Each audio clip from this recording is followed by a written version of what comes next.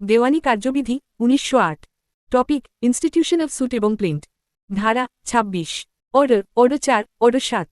1 sweet দায়ের করা হয় প্লেন্ট দাখিলের মাধ্যমে ধারা 26 প্লাস অর্ডার 4 2 প্লেন্ট বলতে বোঝায় বাদীর লিখিত দাবি অর্ডার 7 রুল 1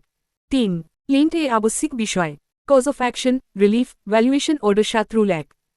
4 প্লেন্ট দাখিলের স্থান কম্পিটেন্ট কোর্ট ধারা 15 থেকে 20 5 প্লেন্ট ত্রুটিপূর্ণ হলে সংশোধনের সুযোগ অর্ডার 7 রুল 11 6 প্লেন্ট রিজেক্ট করা যায় কজ অফ অ্যাকশন না থাকলে অর্ডার 7 রুল 11 7 প্লেন্ট রিজেক্ট করা যায় লিমিটেশন বাদ হলে অর্ডার 7 রুল 11 8 প্লেন্ট রিজেক্ট করা যায় কোর্ট ফি অপর্যাপ্ত হলে order 7 rule 11 9 plaint rejection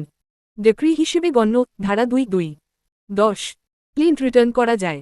improper jurisdiction হলে order 7 rule 10 11 plaint return rejection নয় অর্ডার 7 রুল 10 12 প্লেন্ট অ্যামেন্ডমেন্ট আদালতের অনুমতিতে order 6 rule 17 13 suit institution date plaint presentation এর তারিখ ধারা 26 14 মাল্টিপল রিলিফ একই প্লেন্টে চাওয়া যায় order 2 rule 2 15 cause of action বিভক্ত বা হতে পারে order 2 rule 2 16 order 2 rule 2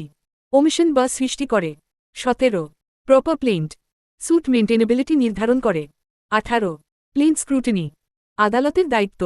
19 plant institution limitation এর অধীন 20 পরীক্ষার মূল focus order 7 rule 11 rejection grounds